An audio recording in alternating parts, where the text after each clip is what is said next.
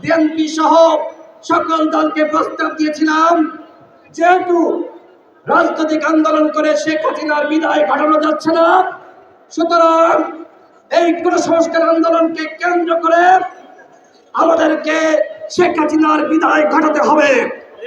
আমরা যে পরিকল্পনা করেছিলাম সেই পরিকল্পনা আজকে বাস্তবায়িত হয়েছে।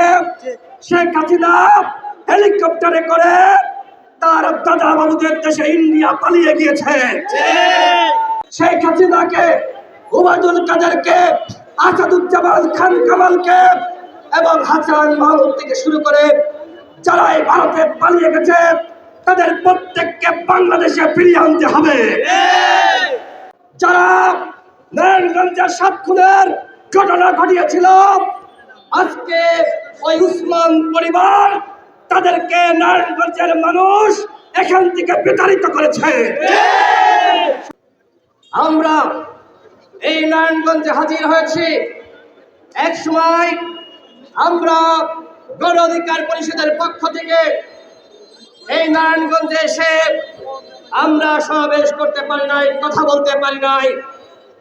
যারা আমাদের কণ্ঠকে রুদ্ধ করেছিল, যারা আমাদের উপরে নিপীড়ন নির্যাতন করত, যারা মানুষকে ভয় দেখাতো, যারা হত্যা গুম খুনের রাজনীতি এই নারায়ণগঞ্জে প্রতিষ্ঠা করেছিল, আজকে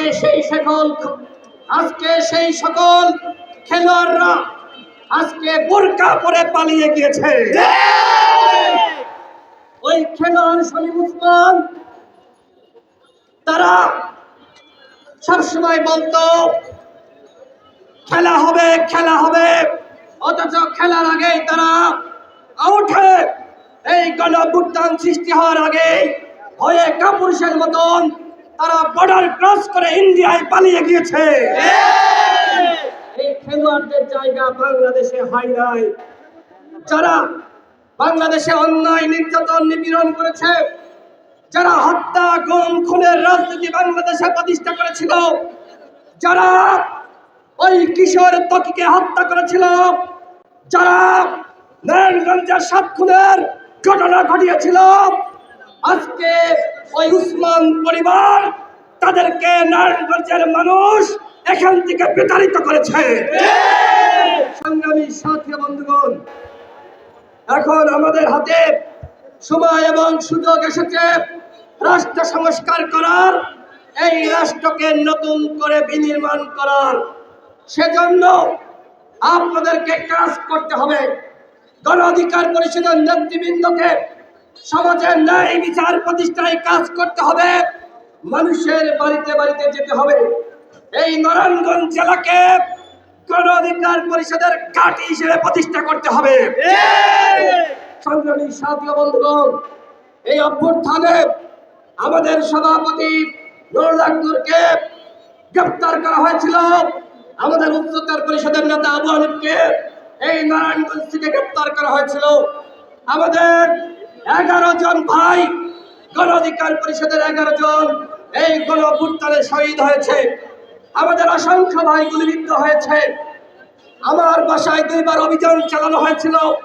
আমাদের এখানে যে সকল নেতৃবৃন্দ আছে সকলকে হামলা মামলা নির্যাতন নিপীড়নের শিকার হতে হয়েছে। কিন্তু আমরা কি ভয়ে পালিয়ে গিয়েছি? আমরা দেশেই ছিলাম এবং সংগ্রাম করে হাসিনার বিদায় করেছে।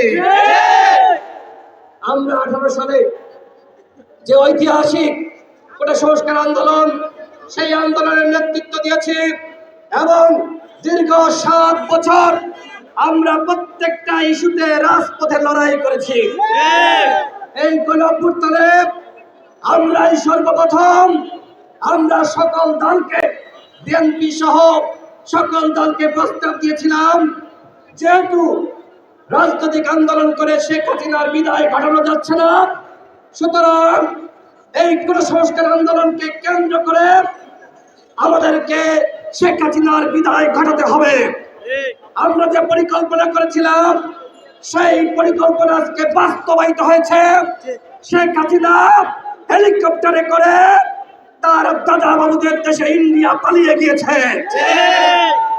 আজকে আমরা স্পষ্টভাবে বলতে চাই, এই সরকারের কাছে আহ্বান রাখতে চাই, আমার হাজারো ভাই শহীদ হয়েছে, আবার আজকে হাজার হাজার ভাই এখনো পর্যন্ত হাসপাতালের বিছানায় তারা কাঁদছে। সুতরাং যদি আপনারা এই শামীম ওসমান থেকে শুরু করে যে সকল অপরাধীরা গণহত্যার মাস্টার মাইন্ড তাদেরকে ভারত থেকে বাংলাদেশে ফিরিয়ে না আনেন, তাহলে এই শহীদের রক্তের সাথে বেইমানি করা হবে।